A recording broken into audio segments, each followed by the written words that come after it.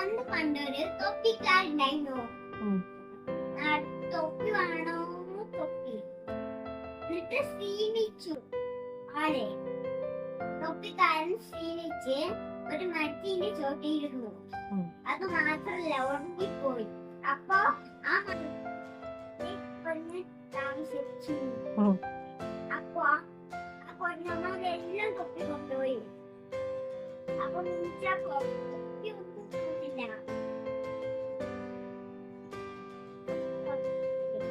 ഒരു കല്ല് നേരത്തെ വെളിച്ചെന്നു.